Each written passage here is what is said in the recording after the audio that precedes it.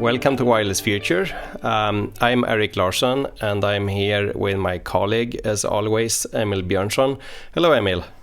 Hello, I'm great. How are you? I'm pretty good, thank you. So it's been a while indeed. How does it feel to be back recording? Yeah, it's good. I'm in a new studio here with new lighting and everything, and a new green screen. So I hope it will be good as usual in terms of sound quality and everything. Wow, that's amazing. I'm still in the old studio. Right, yeah. Yeah, always enjoying. We usually use your background, and then I'm just virtually there as a avatar. Yeah, putting this all together like so that it actually looks like we sit here, but we don't. I sit in Linköping and you sit in Stockholm, Emil. Right. And I always enjoy this. I always find this podcast recording with you is a great way to, read up on some new things and learn new things. Yes. So what do we have today to talk about? So I found a new white paper about 6G and also looking back at 5G that SK Telecom have been producing. SK Telecom. So SK here stands for? South Korea. South Korea? Yes. So this white paper, I mean, there are plenty of them, I think, out there on 6G, right? But this particular one, so it's a 6G white paper that also talks about lessons learned from 5G, and it talks about requirements for 6G and evolution and spectrum. So where did we get started? Maybe we can start with SK. So what is the SK Telecom? Yes, so SK Telecom is South Korea's, I think, largest telecom operator, and there is a reason why I picked this white paper, not one of all the other ones that exists, because on the one hand, I think the operators are the ones who really know what they want to deploy in the future, while the vendors that are building technology might have other ideas about what could be cool to create. But then they've also been pushing a lot. They were very early with 3G. I think they had the first high-speed versions of 3G, for example. They were first with 5G, with millimeter wave, and they have been very active also in the 5G area with putting out their visions. So South Korea has been a leader as a country in the development and rollout of this technology, and now we are like looking at the insights from a white paper by their main operator. Yes. So you said they were early with some 4G features and with 5G. Does this mean massive MIMO? Does it mean millimeter wave? Or what aspects of 5G are they mostly known for? Right. So when people were sort of making plans for 5G, there were a lot of talk about we need to deliver 1,000 times more traffic. And then SK Telecom was one of those who was putting out the voice on how they thought we could achieve 1,000. And they were pushing a lot for small cells. So that's why they were also already in 2018 getting a millimeter wave frequency for 28 gigahertz. And they started deploying 5G millimeter wave, which only a few countries have done so far. Why is that? Why is it that not more countries have deployed millimeter wave? I mean, I would suppose millimeter wave is mostly useful when you have very high population density in big cities. And of course, South Korea as a country is fairly densely populated. I think it's comparable to Netherlands in Europe, or even more dense. And it's a big country. Obviously, it has 50-something, I think, million almost population. But is there is that a correct understanding that the main driver for millimeter wave is when you really have a dense population and dense cities? Yeah, that is my impression as well, because the range is rather short for these waves. Yeah. Not in line of sight, but as soon as you have buildings and everything around, then you get rather short range. You need to have a lot of people who can share the high capacity that you can deliver over a millimeter wave. Otherwise, it might not be worth it. Right. So it's mainly for very densely crowded places and cities. But is there a reason for why not more countries have rolled out millimeter wave?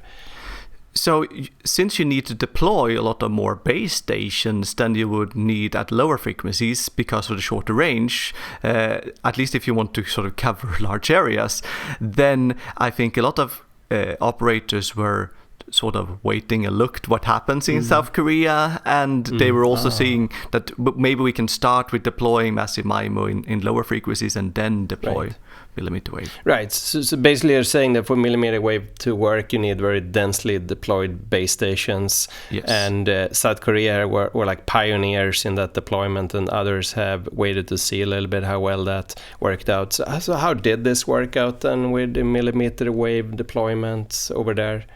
Not so well, actually. So, not so well. So when they got the license, they were promising to deploy, let's see, 15,000 sites. And last year in May, they had only deployed slightly above 10%, so 1,650 sites. Only 10% of what they promised. Yeah, it's always hard to relate like absolute numbers like this. I think the only way to really make sense of numbers of this sort is to divide by the population of the country to get some sort of base station per capita metric. But 10% sounds like very little, in fact. Yeah. Why did this happen or rather not happen? Do you have like a good, or does the white paper talk about that? No, they actually don't talk about this in the white paper. I picked this up from the news instead. And what happened then was that I suppose they had a business plan for rolling out. I mean, you wouldn't buy expensive spectrum unless you were planning to deploy in this way. But then they probably figured out that, we don't get the coverage that we need. Users don't have good enough hardware components, and the base stations are not good enough. They are talking about the immaturity of hardware and services that needs this kind of technology. So what actually happened in May this year was that they had to give back the license, because they hadn't delivered at all on what they promised. And the same thing happened for the two other telecom operators in South Korea that also had millimeter wave. So they actually don't have any millimeter wave network anymore. Oh, they don't have any network anymore. Wow. So that must be like a nightmare scenario for an operator to have to give back a spectrum license because of, failure in some sense with, or some way with the deployment. So what about in other countries with millimeter wave? I'm not sure. I mean, does the white paper talk about, or do you know, Emil, what about in other parts of the world? You mentioned that there were like only a few countries who actually deployed successfully. So there's still millimeter wave in Japan, which I guess have a little bit similar density of people. And then in the US, I know Verizon have been pushing a lot for millimeter wave. But those are the only market that I know about. Wow. Okay. So yeah, Japan and US. Of course, US isn't densely populated as a country really, but there are some urban metropolitan areas that are fairly dense still. But not in Europe. So no millimeter wave in Europe. No. And I think in Sweden, we don't even have had any auctions on millimeter wave spectrum because there is no demand yet. Right. Oh, interesting. Wow. Okay, so maybe we should return to the main theme of the white paper. And it starts with a discussion of some lessons that were learned from the 5G deployment. So what were these lessons? Right, so they're describing three main lessons, which are also a little bit interconnected. The first one is that there were a variety of visionary use cases or services that was described a lot, that 5G will be about this, but there were no real killer service, as we say, not something that is dangerous, but something that would really makes people buying this equipment. So we're talking about 3D video, ultra high definition video streaming, AR, VR kind of augmented reality things, autonomous driving, remote surgery, and none of those things have happened yet, right? Why not? Why do you think? Or does the white paper give a reason for are we still not mature as a society to adopt all these new augmented reality and remote services? Or So I think there is a mix of things. So they are mentioning things like the form factor, that if you want to build something like this isn't good enough yet. The maturity of the service or even the demand for it is rather low so far, and there might be regulations that are preventing some of these things. Yeah, so the question is, of course, whether this will ever come, right? With like augmented reality, are we all in the future some point going to like walk around with a big helmet watching some projected computer generated image or overlay or not? It's difficult to predict cultural shifts, obviously, right? But I can see that point, and also that even these gadgets seem extremely impressive, but they're still quite bulky, and we just aren't there yet.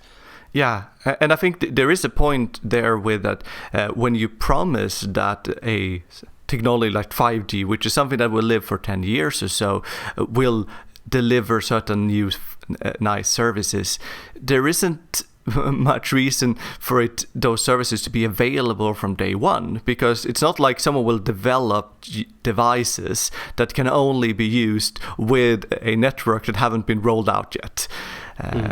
But I think for some of those things are happening now. So you mentioned augmented reality. There is the Apple Vision Pro that they have been showing off, and I guess next year people can buy them. Yeah. I think they are meant for sitting still in your office and experience, having a very large screen in front of you, in front of your eyes. So it might not be meant for mobility, which is also what cellular connectivity is meant for. Right, and once folks want to use these devices outside of the office and really move around, then we will need wireless connectivity that can support not only these rates but also support that mobility, obviously. Yeah. So the second thing they were mentioning was the gap between sort of the 5G visions that they were describing and what people were expecting, because to some extent this is of course connected with the services, but if you say, we will be able to deliver 20 gigabit per second, or it will have this and that latency, and then people don't get that from day one, they will of course be disappointed, because we think that this 10-year generational shift will immediately bring us great differences. So do you think the technology was like oversold, that when the 5G concepts came about, that vendors and operators just promised too much and that never materialized that promised? So I think there is a educational issue with these type of things, because you might develop the technology with a certain vision in mind that once we have 5G we will be able to support this and that services eventually. But when you're talking a lot in media about how the technology will be the enabler of autonomous vehicles or this and that, remote surgery, then people expect that to happen rather swiftly, but it's not, and we're not even there yet. It's not, yeah. This is a good point. Yeah. So, any other lessons that were learned from 5G? Right. So the third thing they mentioned is something that is related to millimeter wave. They don't say it explicitly, but they phrase it like need to consider various frequency bands and technology maturity. And I think that technology really means, maturity. Yeah. And I think that is the issue with that. Both the base station hardware for millimeter wave was probably not. I mean, it's a very advanced new technology that haven't been deployed very much, so probably that one wasn't so efficient. The coverage wasn't good enough, and then the user devices, I've heard at least that it's quickly getting so hot that you can't use 5G for extended periods of times with at least the first devices. Even the devices get hot, which of course also means a lot of heat dissipates, and that heat has to be generated from energy ultimately drawn from the battery, right? So there's probably a battery issue as well connected to. Interesting. And then obviously, as I think we talked many times before, Emil, that millimeter wave has somehow the physics is against it because of the coherence time at high bands, which makes more difficult to support mobility, and because of blocking and also the shrinking of the antenna effective area when you go up in frequency. So did all this 5G all happen too fast? I think there is certainly that kind of issue because there were first a time plan, and then after a while they were speeding up that time plan as well because, for example, I think in the US they wanted to deploy fixed mobile broadband using 5G technology, and they wanted to sort of roll out things quickly at different markets. So then they created this non-standalone version of 5G where the idea was that, okay, we feel that we know a bit about how to have the radio interface, so how to build the base stations, but everything that is behind that, the core network, or should you connect your device to the 4G or the 5G cell first and connecting those things together, they enable you to deploy non-standalone 5G networks, and there are 7 different ways of building that. So non-standalone here means like, do you just replace the physical or like the antenna units and keep like switches and backbone network and all of that? Yes, that's one version of it, and it could be that you keep whatever you have and you add an additional base station. Your device connects to the 4G network, and then the 4G network knows that there is a 5G network, and whenever you have data, you connect to the 5G bands as well. So there's a lot of different mixes of this. I can see. So then I guess one question is like now, with these issues that we had with the 5G rollout, how could those issues be avoided or fixed in 6G? Right, and here SK Telecom is putting a lot of emphasis on virtualization and open interfaces. I think so. Virtualization here. I feel like we have to break this down. So virtualization means right. So.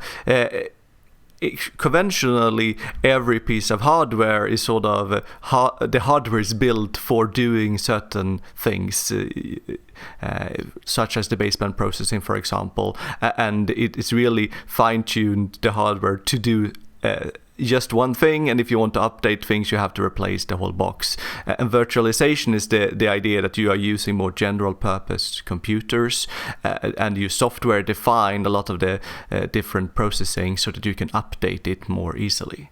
That sounds to me like that goes against the trend of building like more specific hardware which is optimized for specific functionalities and could also be made a lot more energy efficient. It's a little bit, it sounds at the surface like running everything on a general purpose computer. You certainly could do that, and everything is implemented in software, but you lose the opportunity to actually optimize the hardware. And this is now in a world where energy efficiency is becoming more and more of an issue. Is there such a trade-off?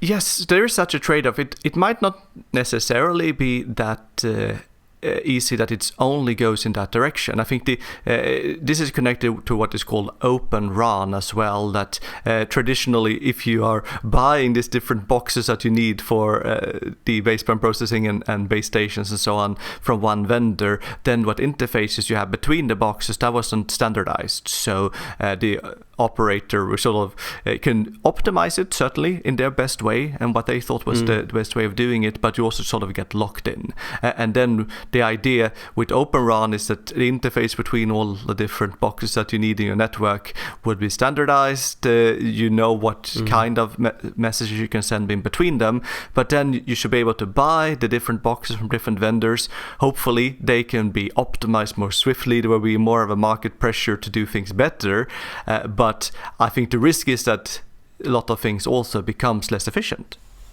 Right, and possibly less. Somehow my understanding earlier had been that vendor or operators and customers like to build everything from one and the same supplier or vendor, because then if something goes wrong, they know whom to call to have it fixed. But if you buy like one component from this vendor, another component from that vendor, and then these components don't properly talk to each other, it isn't so obvious whom to call or even whose fault it is. Is it true that this Open RAN, so Open RAN and open interfaces are basically the same thing, are they? Because you mentioned at the beginning, I think, open interfaces. So is there some is this a controversial thing at all with Open RAN? I'm asking because I was invited once to give a speech at a conference, but it wasn't a condition that I don't talk about Open RAN. And I reflected over it and thought that there's something here that's controversial, possibly something even that I don't understand well. But do you know this, Emil? Is this a big point of controversy? So there are certainly some sort of competition aspects to this as well. So we have only a few big vendors that can deliver an entire network today. So if you only have to choose one vendor to buy everything from, you have to pick one of those. And then I think operators would very much like to have more competition. And since it's hard for one company to be able to deliver all the different boxes that you need to build a network, Open RAN is enabling more competition so you can buy from different places. Right, because new vendors could pop up and just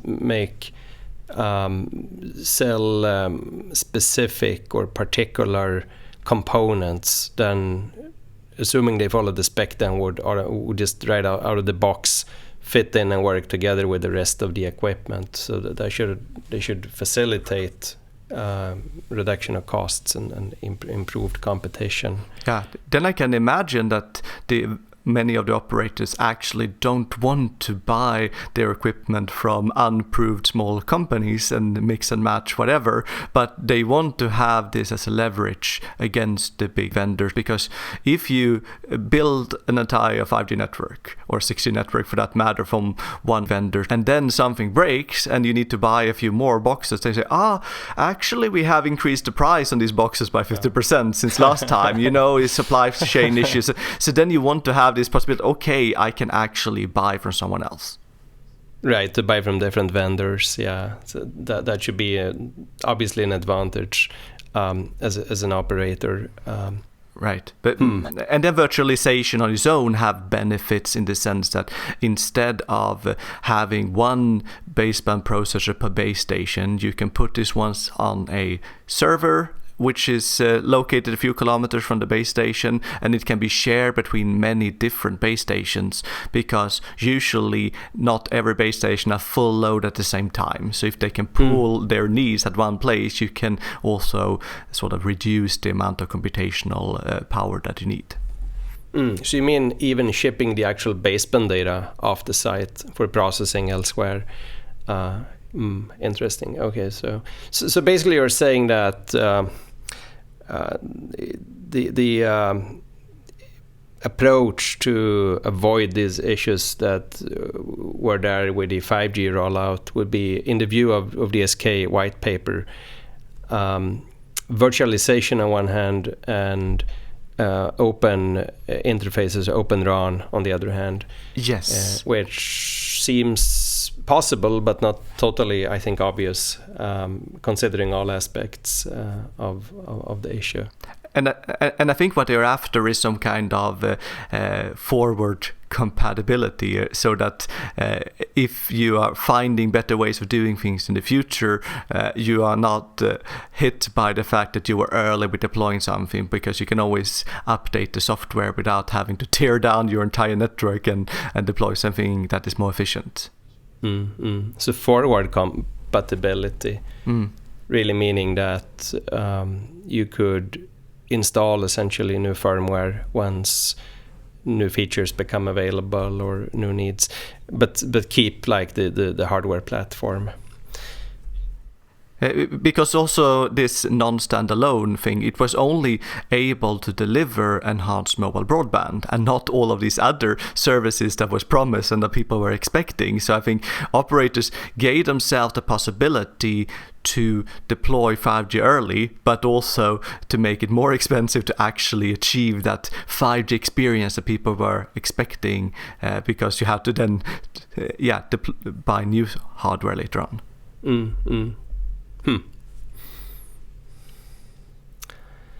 All right.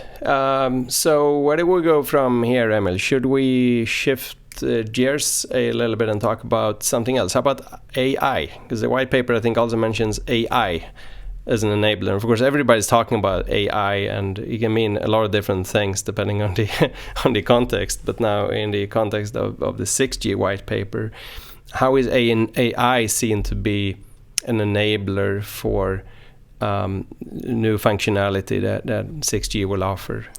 Right. So many people are talking about, AI, we want the 6G networks to be AI native. And I've always... AI native? Yeah, and I've tried to understand sometimes, what does that really mean? Yeah, I have to admit, I don't think I understand what it really means.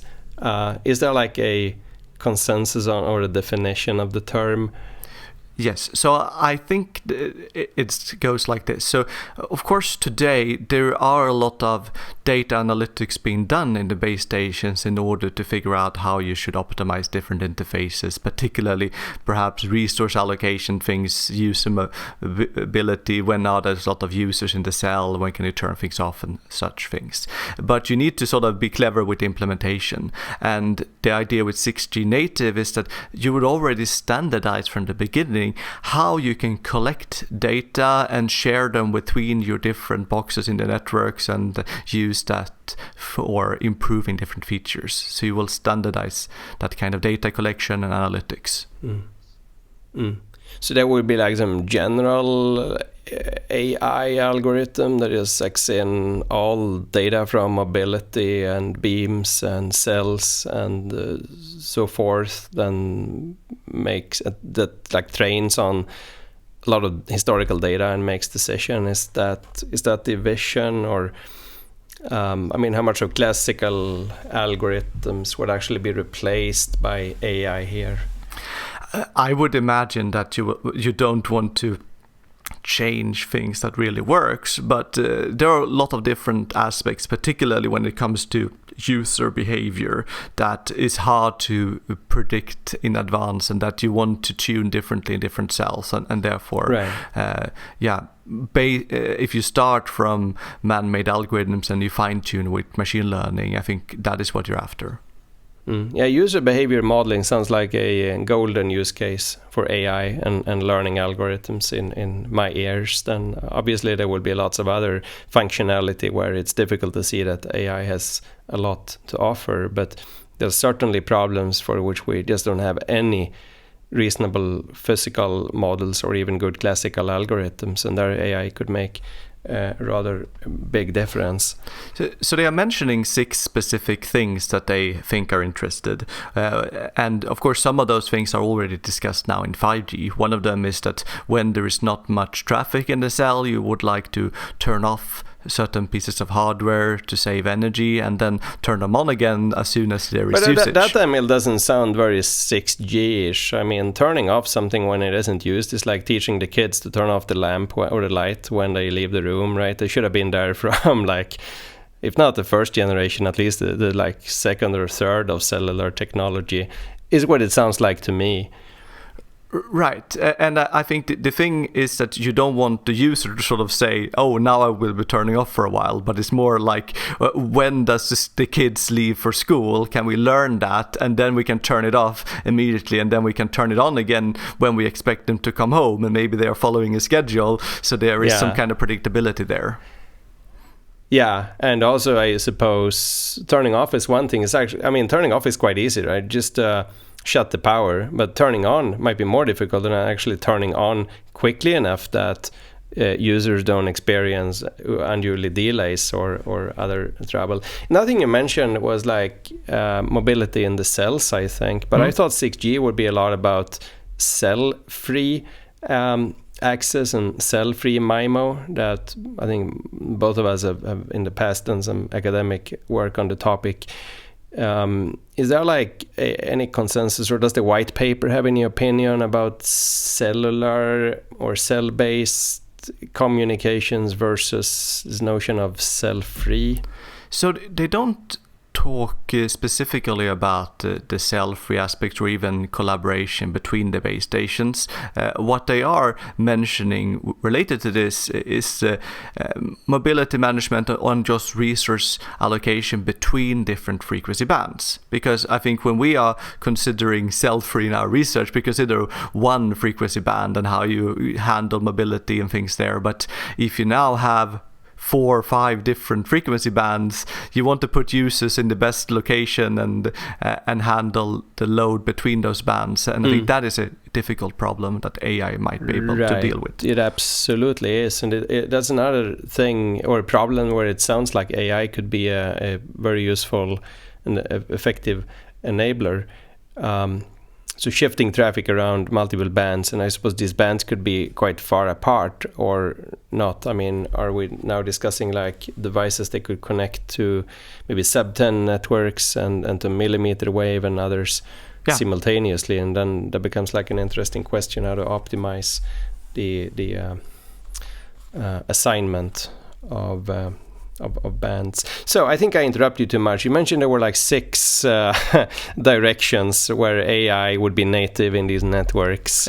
And I think we have mentioned 3 of them now, with energy savings, with switching off things, load balancing, mobility management. They're also mentioning cell shaping by beamforming. This is sort of... So that's another thing that kind of sounds slightly dissonant in my ears now, given like the trend in 6G research towards cell-free, that shaping cells. I mean, if there aren't any cells, then why would we shape them? What is there left to shape?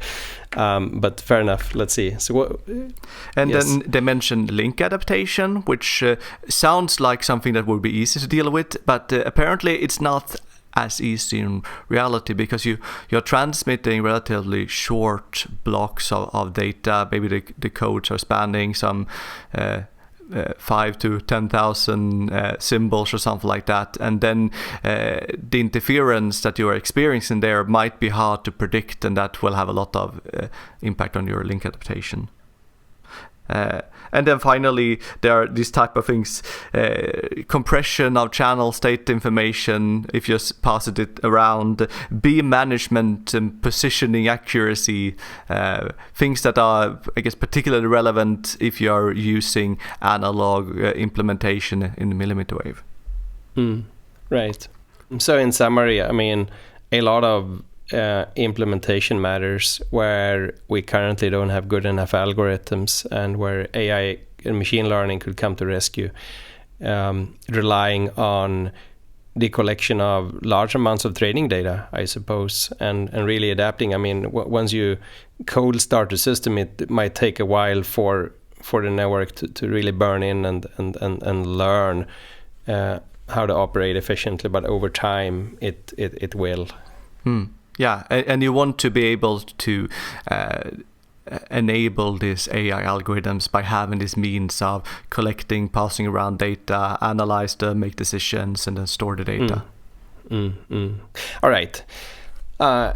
Great. So I think the next thing that I wanted to talk with you about is from the white paper's perspective. We touched upon this already, but maybe there's more to say on use cases. And then we have use cases both for like consumers and for industry and possibly other like entities or stakeholders. We started with consumer use cases for 6G. What are they that we can't support with, let's say, 5G that's available today? Yeah, and I think here we are coming back to this issue that we talked about earlier, that there is this natural delay between when the connectivity gets deployed and when you can reasonably release a new customer product that will require that kind of connectivity. So it really becomes a natural delay there, so there won't be any devices when 6G are released that can only be used on 6G. That is my guess. But the general thing that they are looking for at SK Telecom is, they say, lifestyle innovating services breaking the constraints of time and space. Lifestyle innovating services breaking the constraints of, you said, time and space. Time and space. Wow. Well, so I guess one of those things are then extended or augmented reality kind of things, like the Apple Vision Pro. Yeah, I mean, it things. sounds like a grand statement, right? But it probably comes down to augmented and extended and mixed reality. Yeah. In the end. And I think if it gets popular enough so that you want to do this with mobility, well, then you will certainly need a cellular network. I think if you're sitting in your room, I believe that the Apple Vision Pro will be using Wi-Fi to start with as well. And maybe that's enough if you're sitting at one location. Right. At one location. But once you get moving, like dancing out on the street, then that will introduce a whole lot of new challenges for the connectivity. Yeah, and I think if people will be walking around and mix the reality that they are seeing with augmented things, you don't want to go around the corner and all of a sudden everything disappears. You want this really consistency in performance everywhere. So how about other use cases, like for industry, for example, and for autonomous vehicles and driving? Are there any new visions there as compared to what was discussed for 5G? So they are mapping this lifestyle innovation also with autonomous driving. So there is the level 4 type of autonomous driving where you can leave everything to the car and you can just sit back in the car and do other things. And that will sort of give you more time and space to do other things, essentially. But of course, all of these use cases that I'm mentioning are things that were already mentioned in the 5G era, because if you just put together a number of communication engineers to predict the future, they will come up with all of these type of things that are obvious, and then it just might take time before we can deliver it. Yeah, I mean, honestly, there is nothing really here that I had not heard already in 5G or vision, let's say, discussions much longer ago. But it's one thing to talk about a vision, a different thing to actually formulate even a requirement spec for a technology, obviously. So anything else that wasn't there for 5G that's worth highlighting or that the white paper talks about? So I think in the industry case there, nothing really have taken off when it comes to 5G yet, and maybe we will have to wait for 6G before things really happening. So if we had these 3 use cases, one was enhanced mobile broadband, and then there were the massive machine type communication, so a lot of small sensors, and the ultra reliable low latency things, both of them targeting a lot of industry kind of applications. The issue there is that on the one hand we see that our society is getting digitalized a lot, so it's natural that we will need this kind of services in the future, but it also takes a lot of time because there's huge investments. So just look at in the factory where you will be building a new car or something like that, it's billions or more that you need to invest in that, and then connectivity is a small part of it. And if you're used to not using wireless connectivity, you really need to make a big effort to push that into it. And of course, the added value has to be there, right? And I mean, wireless is great, obviously, but it also fights a different physics than a wired connection does with susceptibility to interference and blocking other links and all sorts of things. Yeah, and I talked with ABB, the Swedish company, or semi-Swedish at least, that are building a lot of robots for factories, for example. And they are really looking for what they call functional safety, that it must work all the time. It's cost a lot of money for every minute that the factory can't operate. And they don't see that 5G can deliver that yet. So they are very keen on actually improving technology in order to have the connectivity that is needed to transfer everything into wireless there. Yeah. But I guess in general, a lot of the talk so far is sort of low energy, bigger MIMO, refining protocols, more robust and resilient core, and yeah, it's the same kind of things. Same kind of things as well, like for 5G, you're saying, or I mean, yes, exactly. this is much of this sounds like music to my ears with bigger MIMO and lower energy and so forth, but. There's got to be some things, I guess, that are more novel than others, at least. So one more thing that is happening is sort of 3D networks, so aerial networks. So both in terms of connecting flying objects like airplanes or drones to. So I mean, today if you are playing with your own drone, you need to be in line of sight and you need to control them. But if you like to have some delivery of drones in the city, you would like to connect them, and you can also view it from the other viewpoint that you would like to use satellites or some kind of balloons that would provide you with connectivity from above. So again, let's break this down. So aerial networks, it sounds to me like it means two different things. On one hand, to use like base stations that would be deployed on satellites or on flying objects or somewhere well up in the sky. And it also sounded like it is about creating a network between or among flying objects themselves. Yes. Is that yes? So they are certainly two different aspects, and I think that when it comes to supporting flying things, usually you put your base station, you tilt them down towards the earth where the users are supposed to be, and you need to think about other ways of deploying them potentially in order to provide good coverage over the sky. So actually designing base stations that radiate power upwards into the sky and not just down into the cell. Yes. Yeah, but I mean, it does sound to me like the technological challenges are quite different in between of number one, making base stations that fly around or are deployed on satellites, and number two, ensuring coverage of a 3D space to enable connectivity to airplanes and maybe drones and similar. So this could be some, I mean, could be partly my ignorance, obviously, but this sounds like something that I did not hear so much about when 5G was discussed, and perhaps it is something uniquely novel and that might come in 6G. Is that a correct understanding or coherent, consistent with your understanding, Emil?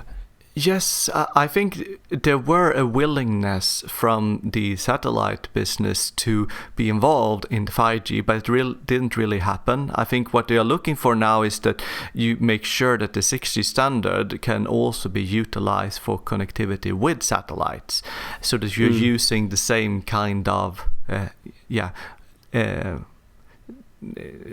protocols, air interfaces, and so on. Because as we are moving towards millimeter wave or upwards above 6-7 gigahertz, we are approaching the frequencies that are usually used by satellites. So then it's natural that if you would be using the same kind of interfaces, the mobile phone could directly connect to these networks. The only problem is, of course, the path loss, because they are far away, though in line of sight. Yeah. Wow. All right. What else is there to say about 6G, or what does the white paper have to say? So one question obviously is spectrum. What bands? So will there be like new bands that would be used and exploited for 6G? Is that where's the vision there? Yeah, typically you want to have new spectrum so that you can deploy a new 6G network in that spectrum and not having to immediately tear down the old networks that you're having. And this is one of the complicated things, because there's of course limited spectrum and you are competing with other technologies as well. So the white paper is talking about 4 different kinds of spectrum here. The mid-band, which is sort of from maybe 2 gigahertz up to just before millimeter wave, so up to say 24 gigahertz. So that's a lot of spectrum, they are splitting it up into two halves. The lower mid-band, which is up to 7, which is what we are essentially using now in 5G as well. And then the upper part, which is in between that and millimeter wave. Okay, so let's recap this. So lower mid-band is from like 0 up to 7. Yeah. Upper mid-band is from like 7 up to... Where does millimeter wave actually start? Like 30 or something? No? 28 maybe? Yeah, so it should be 30 if you want to sort of say, this is 10 millimeters. But then it usually starts at 24 because they happen to be spectrum at a few markets at that frequency. Yeah, okay, got it. So 24. I think I erroneously said 28, but 24 really. So from 7 to 24 is the upper mid-band. And then from 24 and upwards is... Yeah, up towards 92 or 100 gigahertz, we call it millimeter wave. And then at the 100, we hit the sub-terahertz. Exactly. Yes, range. So these are the different ranges then. And then if you want to build 6G in a band, you want this same band to be used not necessarily over the entire world, but at least over big regions of the world. So that is when the ITU, the International Telecom Union, comes into place because they are helping out with harmonizing this around the world. So the ITU. Yes, and the thing that we call cellular, they call this IMT, International Mobile Telecommunications. IMT, International Mobile Telecommunications. So I think we are now walking over like land where I feel I have rather little knowledge, and maybe we should do an episode in itself on how regulation and spectrum allocation works. But there is the IMU that ultimately makes decisions in some sort of consensus among different countries in the world. Is it like that? And every 4 years they have a big congress, World Radio Communication Congresses, when they are discussing, should we make any changes? Should we allocate certain spectrum band to this IMT, meaning to 5G, 6G or whatever?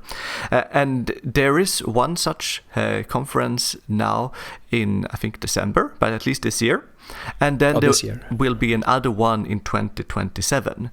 And there isn't that much proposals for 2023 regarding what to use. There are some proposals to start allocating something in the upper mid-band towards 6G.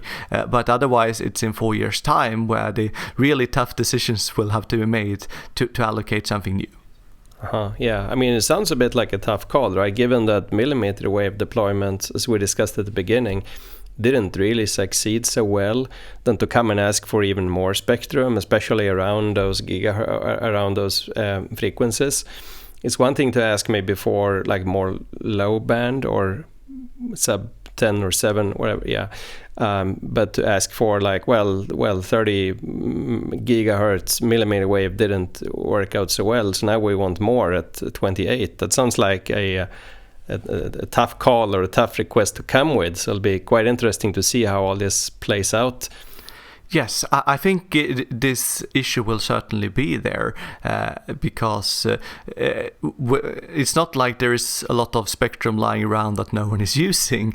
So if we are now zooming in at this upper mid-band, because the millimeter wave had too difficult propagation conditions, we want to find something between 7 and millimeter wave, then satellite are using a lot of those things already, and then it will be a lot of tough discussions there. Should we really give more? Must be nightmarishly hard to get countries from all over the world to agree on which bands, because there might be vested interests and domestic interests that aren't compatible with among countries. So then, of course, I mean, moving even higher up, there's a sub 10 or sub terahertz band starting at about 100 gigahertz, right? And I mean, up there, spectrum is basically just for free. There's just so much of it that we don't need to care really so much, maybe, about spectral efficiency and out-of-band emissions and all of like the classical constraints that we had in the IMT bands. Right. Is there a lot of talking about where to go there with and how to use the terahertz frequencies? So I think in order to use the sub-terahertz frequencies, since there are already some systems using some of those frequencies, there needs to be a sort of decision at one of these World Radio Congresses in order to decide on should we look into coexistence between these existing use cases and what you're proposing for cellular, and to set what kind of out-of-band emissions and other things that you are allowed to have or transmit powers. And there is no proposal about that this year. So I think that we need to see there in the future, will there be new proposals around that before sub-terahertz actually have a chance of becoming reality? Yeah, before it actually has a chance, yes, to become relevant. Of course, I mean, again, at sub-terahertz, bandwidth is unlimited, right? But the physics is more difficult because of small antenna areas and even high mobility, even worse than at the millimeter band. So that'll be highly interesting, I think, to see how this eventually plays out. Yeah. So what Sweden and a few other countries have proposed for this year is to look into 3, 7 and 10 gigahertz bands. There are some specific frequencies there that they want us to look into. Can we allocate this for 6G? And if any of those things are approved, well, then that will be analyzed, I guess, during the next 4 years until the next Congress, so they can decide on then if something will be allocated for 6G. Right. So it'll be quite exciting to follow and see what is eventually decided at this Congress. Wow.